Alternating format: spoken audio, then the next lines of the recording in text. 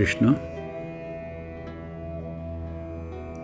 श्रीमद् भगवद गीता के श्री भगवान का ऐश्वर्य नामक 10वें अध्याय के 20वें श्लोक में श्री कृष्ण भगवान कहते हैं, in the 20th verse of the 10th chapter of Srimad Bhagavad Gita, Sri Krishna says, Ahamatma Gudakesha Sarvabhuta Sayastitaha Ahamadischa Madhyamcha Bhutanamanta Evacha। इस श्लोक में श्री कृष्ण भगवान अर्जुना को गुड़ाकेश कहकर संबोधित कर रहे हैं। गुड़ाकेश मतलब जिसने अंधेरे को जीत लिया है और अंधेरे को जीतकर ज्ञान प्राप्त किया है।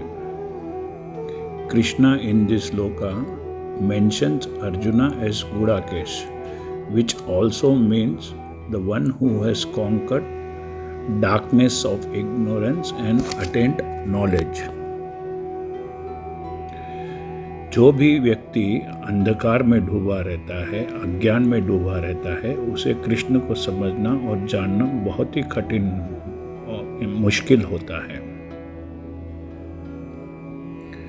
One who is asleep in ignorance of darkness, he just cannot understand or know Lord Krishna।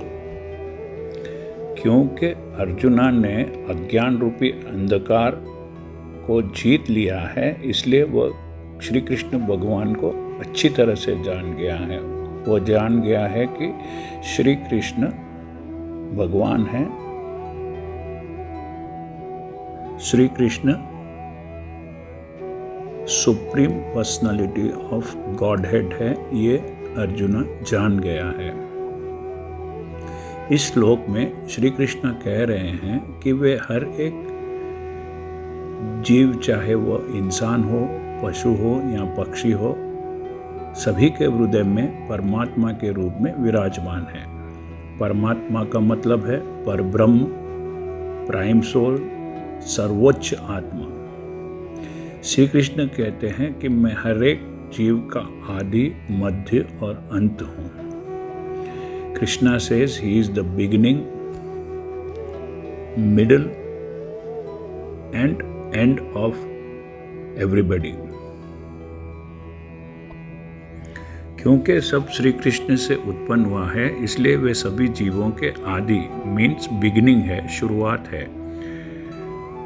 As every creature is created by Krishna, he is the beginning of every creature।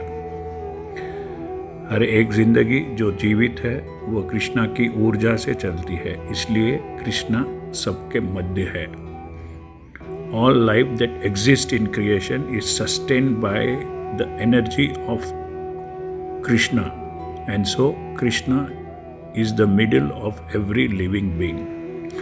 और जो लोग मोक्ष प्राप्त करते हैं, वे उनके साथ रहने के लिए उनके दिव्य धाम में निवास करते हैं, प्रवेश करते हैं, इसलिए सभी कृष्ण के अंत है।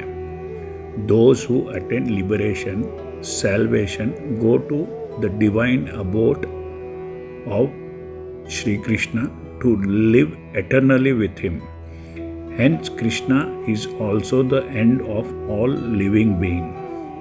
हमारे वेदों में लिखा हुआ है कि कृष्णा वह है जिससे सब जीव जन्म लेते हैं, उनकी कृपा से जीवित रहते हैं और अंत में मोक्ष पाने पर उनमें ही समा जाते हैं। और जो जीव कृष्णा में समा जाते हैं, उन्हें मोक्ष, लिबरेशन, सैल्वेशन प्राप्त होता है और फिर उस जीव को इस जन्म मृत्यु के चक्कर में नहीं आना पड़ता है। वे हमेशा हमेशा के लिए कृष्ण के परम धाम में निवास करते हैं। हरे कृष्णा।